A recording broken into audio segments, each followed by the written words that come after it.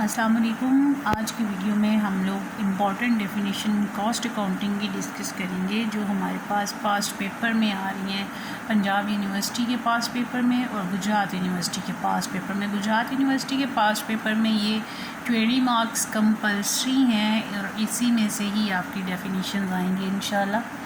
तो हमारे पास सबसे पहले है कैपेसिटी वेरिएंस। कैपेसिटी वेरिएंस हमारे पास क्या होता है कि ये एक ऐसी अमाउंट है which is actual production uses decline below the normal और एक्सपेक्टेड प्रोडक्शन लेवल। हम ये भी कह सकते हैं कि जो हमारे पास कैपेसिटी वेरिएंस है it is the difference between the actual quantity sold और consumed and the budgeted amount expected to be sold और consumed multiply by the standard price per unit. तो ये भी हमारे पास कैपेसिटी वेरिएंस की डेफिनेशन है। कैपेसिटी वेरिएंस को हम वॉल्यूम वेरिएंस का नाम भी देते हैं। तो क्या हुआ कि ये हमारा डिफरेंस है किसके दरमियान, एक्चुअल प्रोडक्शन के दरमियान और जो बजटेड और एक्सपेक्टेड होते हैं कि हम इतना सेल कर लेंगे, इतना कंज्यूम कर लेंगे, जब उसे मल्टीप्लाई बाय स्टैंडर्ड रेट करते हैं तो जो इनका डिफरेंस आता है हमारे पास वो हमारा क्या है, वो कैपेसिटी वेरिएंस है। फिर है हमारे पास नेक्स्ट आता है प्राइमरी कॉस्ट। तो प्राइमरी कॉस्ट क्या है? Primary cost elements arise through the consumption of production factor that are sourced externally. कि जो प्राइमरी कॉस्ट के एलिमेंट्स हैं ये कहाँ से अराइज होते हैं? इन्हें जो प्रोडक्शन फैक्टर हैं जो हमारे एक्सटर्नली अराइज होते हैं ये उस कंजम्पशन से रिलेटेड हैं। और सेकेंडरी कॉस्ट एलिमेंट्स जो अराइज होते हैं वो कहाँ से होते हैं? Consumption of production factor that are provided internally. तो जो हमारे एक्सटर्नल फैक्टर्स हैं वो हमारे प्राइमरी कॉस्ट में आएंगे और जो इंटरनल हैं वो सेकेंडरी कॉस्ट में आते हैं। और जो चार्ट ऑफ अकाउंट, जो इसका जो चार्ट होता है उसमें हम लोगों ने ये सारे जर्नल लेजर अकाउंट इसी से जो रिलेटेड होते हैं उनको इसमें मेंशन करना होता है। एक हमारे पास होती है प्राइम कॉस्ट। तो प्राइम कॉस्ट क्या है? ये डायरेक्ट रिलेशन होता है between finish product and direct material and direct labour. These two cost are jointly called prime cost. जब हम इनको डायरेक्ट मटेरियल और डायरेक्ट लेबर को इकट्ठा करते हैं तो ये हमारे पास प्राइम कॉस्ट बनती है। अब नेक्स्ट डेफिनेशन है हमारे पास Taylor differential system. Taylor differential system का second name Taylor differential piece rate भी है। तो इसमें क्या है कि it was introduced by F.W. Taylor who believe that the worker should be paid on the basis of their degree of efficiency. उसको इस बात पे यकीन था कि जो लेबर्स हैं उनके जो काम करने की सलाहियत है उसकी बेस पे उन्हें पैसे पे किए जाए। इसलिए इसमें दो पीस रेट है, एक जिसमें वो स्टैंडर्ड तक पहुंच जाता है जो या उससे एक्सीड कर जाता है तो इसे 120% ऑफ पीस रेट दिया जाता है। दूसरा कि अगर वो स्टैंडर्ड तक नहीं पहुंच सकता तो 80% उसे पीस रेट पे किया जाता है। तो ये टेलर डिफरेंशियल सिस्टम है कि उसकी एफिशिएंसी के अकॉर्डिंग उसको पे किया जाता है, जिसमें कि अगर तो वो स्टैंडर्ड के अकॉर्डिंग काम कर रहा है और उसे एक्सीड करता है तो 120% पे करेगा उसको, और अगर वो उससे बिलो है तो 80% ऑफ पीस रेट उसको पे किया जाएगा। ये इसके 2 पीस रेट मेथड है।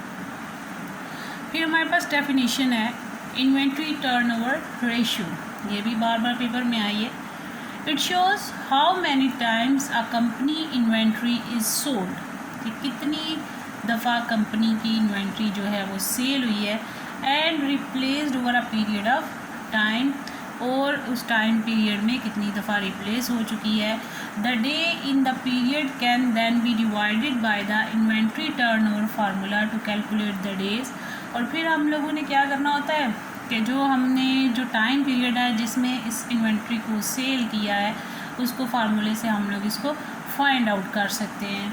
कैसे कर सकते हैं कि it takes to sell the inventory on hand, it is calculated as sales divided by the average inventory। हम cost of goods sold को डिवाइड करते हैं एवरेज इन्वेंट्री पे, तो हमारे पास इन्वेंट्री टर्नओवर रेशो आ जाती है जिससे हमें पता चलता है कि हमारी इन्वेंट्री जो है वो कंपनी में कितनी दफ़ा सेल आउट हो चुकी है। फिर हमारे पास आता है डिफेक्टिव प्रोडक्ट्स। डिफेक्टिव प्रोडक्ट्स क्या होते हैं? डिफेक्टिव प्रोडक्ट एक इम्परफेक्शन है किसी प्रोडक्ट में अगर, और उसमें कोई मैन्युफैक्चरिंग डिफ़ॉल्ट है या उसका डिज़ाइन ठीक नहीं है, डिफेक्टेड है, डिज़ाइन डिफेक्टेड है, या फिर वो किसी और तरह फॉल्टी प्रोडक्ट है क्योंकि वो इनएडिक्वेट इंस्ट्रक्शंस और उसमें वार्निंग्स है, तो ऐसे प्रोडक्ट को डिफेक्टिव कंडीशन में लेके जाया जाता है कि ये डिफेक्टिव गुड्स हैं और इसको क्या करते हैं, और क्योंकि अगर हम लोग एक डिफेक्टिव प्रोडक्ट सेल कर देते हैं तो मे बी वो किसी के लिए डेंजरस हो, यूज़र के लिए, कंज्यूमर के लिए, तो ऐसे जो परचेजेज़ हैं ये फ़िज़िकली हार्मफुल भी हो सकती हैं, तो हम लोग ऐसी चीज़ों को सेल आउट नहीं करते, इनको रिपेयर किया जाता है। तो वो चीज़ें जिसमें कोई फॉल्ट, टेक्निकल फॉल्ट हो जाता है या वो इंस्ट्रक्शंस के अकॉर्डिंग नहीं होती हैं, उसका डिज़ाइन डिफेक्टिव होता है या फिर उसमें मैन्युफैक्चरिंग फॉल्ट होता है या वो इनपरफेक्ट होती हैं, तो उसे हम लोग डिफेक्टिव प्रोडक्ट का नाम देते हैं। फिर हमारे पास आता है फैक्ट्री लेजर। फैक्ट्री लेजर क्या है? Group of account used to record factory related transactions and to keep track of various manufacturing costs such as direct material, direct labor and factory overhead cost. It is record kept by the factory. तो क्या है factory ledgers में कि ये track करता है मुख्तलिफ जो मैन्युफैक्चरिंग कॉस्ट्स हैं उनको, जैसे डायरेक्ट मटेरियल है, डायरेक्ट लेबर है, फैक्ट्री ओवरहेड है, और ये रिकॉर्ड करता है वो सारी ट्रांजैक्शंस को जो कि ग्रुप ऑफ अकाउंट में हुई हैं, और इन रिकॉर्ड्स को बाय अ फैक्ट्री भी मेंटेन किया जाता है। तो ये जो सारे रिकॉर्ड मेंटेन फैक्ट्री में किए जाते हैं उसे फैक्ट्री लेजर्स का नाम दिया जाता है। फिर हमारे पास है फिनिश गुड्स। तो फिनिश गुड्स क्या होती हैं? यानी कि जो चीज़ फाइनल शेप में आ जाती है, सेल, जिसे हम सेल कर सकते हैं। तो finish goods are the goods that have been completed by the manufacturing process or purchased in a complete form but which have not yet been sold to the consumer. Goods that have been purchased in completed form are known as merchandise. कि वो चीज़ें जो मुकम्मल तैयार हो चुकी हैं, एक मैन्युफैक्चरिंग प्रोसेस से गुज़र चुकी हैं, और अब क्या है कि हमने इनको सेल करना है लेकिन अभी सेल नहीं किया, ये फ़ाइनल शेप में मौजूद है, ये कंप्लीट बनी हुई चीज़ मौजूद है, हम लोग इसको परचेज़ करते हैं कंप्लीट फॉर्म में, तो इसे हम लोग मर्चेंडाइज भी बोलते हैं। Quantity discount. क्वांटिटी डिस्काउंट क्या है? ये एक ऐसा इंसेंटिव है जो बायर को ऑफ़र किया जाता है और जिसके नतीजे में जो प्राइस है per unit of goods material जो वो ख़रीदता है वो रिड्यूस हो जाती है। फॉर एग्ज़ाम्पल कि अगर वो कहता है कि आप 1000 चीज़ें ख़रीदते हैं तो आपको इसके ऊपर 10% डिस्काउंट मिलेगा। तो अब ये क्वांटिटी उसने ज़्यादा ख़रीदी है तो इसकी पर यूनिट प्राइस रिड्यूस हो गई है, तो कहता है जब ग्रेटर क्वांटिटी में, बल्क क्वांटिटी में चीज़ें ख़रीदता है उसके ऊपर से डिस्काउंट ऑफ़र किया जाता है, तो जो सेलर है वो इसको ऑफ़र करता है, इसे हम लोग क्वांटिटी डिस्काउंट बोलते हैं। फिर हमारे पास आ जाता है जी activity based costing. Activity based costing क्या है? This is an activity cost drive the cost of labour maintenance और other variable expenses. Cost drivers are essential in ABC। ये ABC क्या है? Activity based level. आपको अक्सर जो है वो सिर्फ यही दिया जाता है डिफ़ाइन ABC, तो वो क्या है? Activity based costing. तो ये एक ऐसी एक्टिविटी कॉस्ट ड्राइवर है जो कि इसकी लेबर की, मैन्युफैक्चर मेंटेनेंस की और दूसरे वेरिएबल एक्सपेंस की कॉस्ट को ड्राइव करता है, और ये कॉस्ट ड्राइवर्स जो है ये इसके लिए एसेंशियल हैं हमारे पास एक्टिविटी बेस्ड कॉस्टिंग में। और ब्रांच ऑफ जो मैनेजरियल अकाउंटिंग है वो इसको लो करती है कि वो मैनेजर को डिटरमिन करे सारी कॉस्ट और जितनी भी एक्टिविटी, वेरियस एक्टिविटी लेवल पे परफॉर्म हुए हैं, जो कुछ भी इस पर काम हो रहा है वो इसको रिकॉर्ड कर रहा होता है एक्टिविटी बेस्ड कॉस्टिंग में। फिर आपके पास आता है प्रैक्टिकल कैपेसिटी। तो practical capacity is the level of capacity a business can operate at that allows for certain amount of inefficiency also known as a human error or Murphy law. इसमें Murphy law को discuss किया जाता है। Like ideal capacity है, it is based on theory not actual demand, losses due to weather, holidays, repairs and breakdown and taken into the consideration। तो practical capacity में क्या बात हुई कि ये ऐसा लेवल ऑफ कैपेसिटी है बिज़नेस में जिसे ऑपरेट किया जा सकता है और ये अलो करता है कि एक मखसूस अमाउंट ऑफ इनएफिशिएंसी को, जिसे ह्यूमन एरर कहा जाता है मर्फी लॉ के अकॉर्डिंग। और इसमें कौन कौन सी आ जाती है प्रैक्टिकल कैपेसिटी में? आइडियल कैपेसिटी आ जाती है और ये थ्योरी के बेस पे होती है, ये एक्चुअल डिमांड पे नहीं होती है, क्योंकि इसमें लॉसेस आ जाते हैं हमारे पास, जो जिनको लॉस ड्यू टू वेदर है, हॉलीडेज़ है, रिपेयर्स है। फिर हमारे पास आता है जी आइडियल कैपेसिटी क्या है। आइडियल जो वर्ड है इससे पता चलता है कि ये डिस्क्राइब करता है एक बेस्ट सिचुएशन को। Ideal capacity is when volume of activity is at its peak performance with no allowances for operation inefficiency.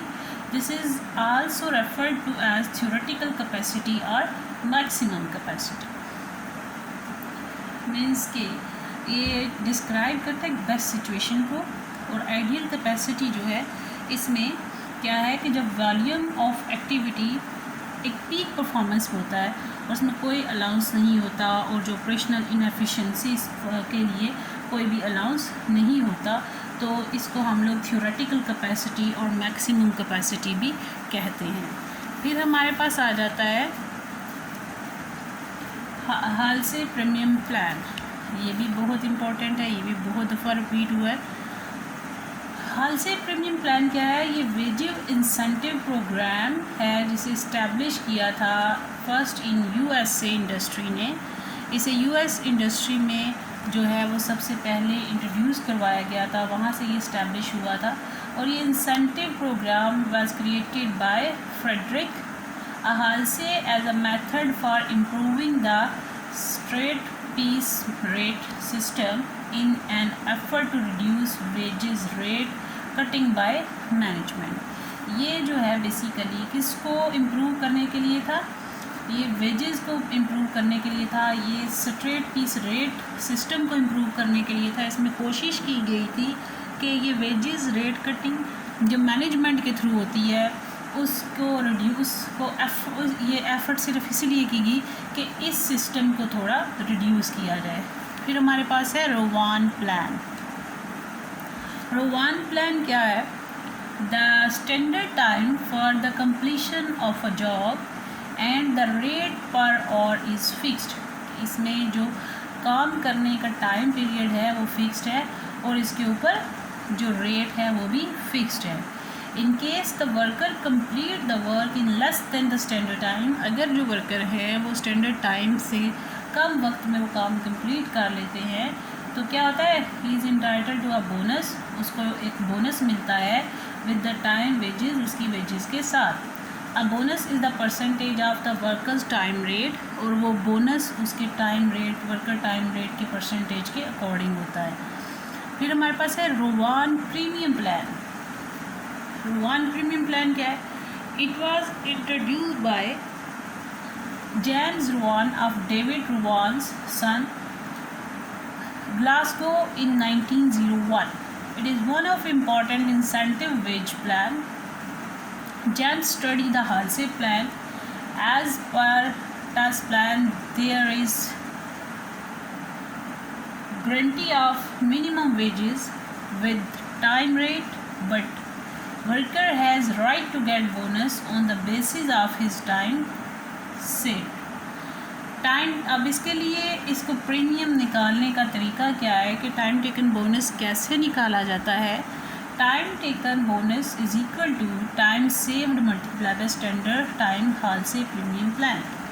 इसने हाल्से के मेथड को भी यूज़ किया साथ, लेकिन इसका कहना था कि अगर कोई बंदा ज़्यादा काम करता है तो उसके प्लान को ही फॉलो करते हुए उसे मिनिमम वेजेस टाइम रेट जो है वो तो उसको देना ही देना है, जो गारंटी है उसको मिलना है, लेकिन उस वर्कर का राइट है कि वो बोनस भी ले। उसने जो टाइम बचाया है उस टाइम बचाने पर उसे बोनस भी मिलना चाहिए। ये उसका रवान प्रीमियम प्लान था। और इसके बाद हमारे पास है स्क्रैप। स्क्रैप क्या है? The small piece of amount of something specially one that is left over after the greater part has been used. कि हमने कोई चीज़ इस्तेमाल कर ली, उसके बाद अगर कोई थोड़ा सा उससे कुछ बच जाता है तो उसे हम लोग स्क्रैप का नाम देते हैं। जैसे डिस्कार्डेड मेटल रीप्रोसेसिंग। फिर हमारे पास आता है जी ट्रेड डिस्काउंट। ट्रेड डिस्काउंट क्या है? Trade discount is the amount by which manufacturer reduce the retail price of product when it sells to reseller rather than to the end of the customer, or we can say deduction from the list price at the time of selling is known as the trade discount. अक्सर student से interview में भी ये question पूछा जाता है जब आप जॉब के लिए जाते हो, तो what is the difference between trade discount and cash discount. तो आप इसे एक लाइन में एक्सप्लेन कर सकते हो कि जो डिडक्शन फ्रॉम लिस्ट प्राइस है वो ट्रेड डिस्काउंट है, और कैश डिस्काउंट क्या है कि जब हमें एक टाइम पीरियड गिवन होता है, अगर हम उससे पहले पे कर देते हैं, जैसे हमारे पास अकाउंटिंग में टर्म्स हैं N/10, कि अगर वो उसको 10 दिन का टाइम देता है और वो कहता है कि 10 दिन के अंदर अंदर अगर पैसे दे दोगे तो तुम्हें 2% डिस्काउंट 2% डिस्काउंट मिलेगा, तो वो 10 दिन के अंदर अगर पेमेंट कर देता है उसे 2% डिस्काउंट मिलना, वो कैश डिस्काउंट है। लेकिन ट्रेड डिस्काउंट क्या है कि जो हमें डिडक्शन फ्रॉम लिस्ट प्राइस होती है। फिर अब हमारे पास अवॉइडेबल कॉस्ट। अवॉइडेबल कॉस्ट क्या होती हैं? ऐसी कॉस्ट है जिसको हम लोग अवॉइड कर सकते हैं। इसका क्या मतलब है कि हम लोग कैसे कर सकते हैं? That can be avoided if a decision is made to alter the change। हम लोग किसी चीज़ को अगर हम लोग चेंज करने के लिए कोई डिसीजन लेते हैं, किसी कोर्स ऑफ प्रोजेक्ट को या बिज़नेस को। फॉर एग्ज़ाम्पल, एक जो मैन्युफैक्चरर है उसके पास एक बहुत ज़्यादा प्रोडक्ट लाइंस होती हैं, तो अगर वो इसमें से कुछ एक्सपेंसेस को एलिमिनेट करता है, जैसे लेबर है, मटेरियल है, तो corporations looking for method to reduce or eliminate expenses often analyze avoidable cost associated with underperforming or non-profitable product line। कि अब अगर एक प्रोडक्ट लाइन को चलाया जा रहा है, उसके पास बहुत ज़्यादा प्रोडक्ट लाइन है। प्रोडक्ट लाइन क्या होती है कि जैसे शैम्पू है, उसके साथ साबुन है तो फिर उसके उसी कंपनी ने हैंड वॉश बनाया हुआ है, तो ये एक प्रोडक्ट लाइन है। तो कहते हैं अगर वो बहुत ज़्यादा प्रोडक्ट लाइन चला रहा है तो इसमें से कुछ कॉस्ट को, कुछ एक्सपेंस को रिड्यूस करना चाह रहा है, जैसे एसोसिएट है, तो वो क्या करता है, वो एक्सपेंसेस को एलिमिनेट करने के लिए एनालाइज करता है कि वो कौन कौन सी कॉस्ट है जो इससे रिलेटेड है, लेकिन उसको हम अवॉइड कर सकते हैं। जो नॉन प्रॉफिटेबल प्रोडक्ट लाइंस हैं, जो अंडर परफॉर्मिंग है, तो इसे हम लोग अवॉइडेबल कॉस्ट बोलते हैं। फिर हमारे पास आता है बजटेड वेरिएंस। बजटेड वेरिएंस क्या है?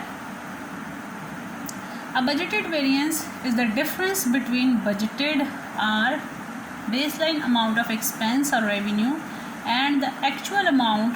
The budgeted variance is favorable when the actual revenue is higher than the budgeted or when the actual expenses is less than the budget।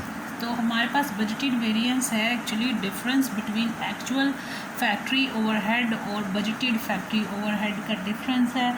अगर हमारे पास जो है वो ज़्यादा अमाउंट में आ जाए तो हमारा ये budget variance is favourable when the actual revenue is higher than the budget.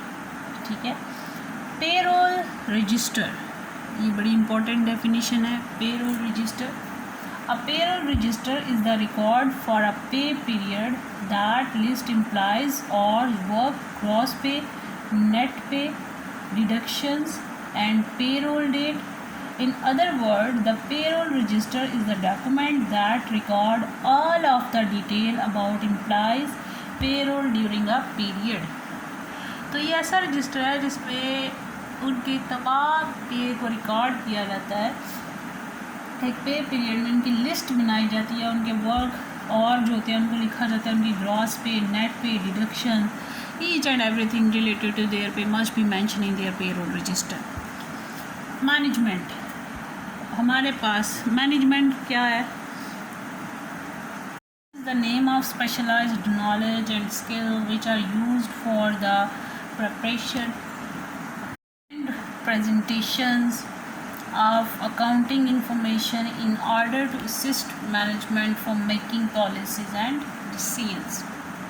तो ये हमारे पास मैनेजमेंट की डेफिनेशन है कि ये स्किल्स और स्पेशलाइज्ड नॉलेज का नाम है जिसको हम इस्तेमाल करते हुए अकाउंट्स को बनाते हैं, तैयार करते हैं ताकि पॉलिसीज़ बनाई जा सकें और मैनेजमेंट इसके ऊपर डिसीजन ले सके।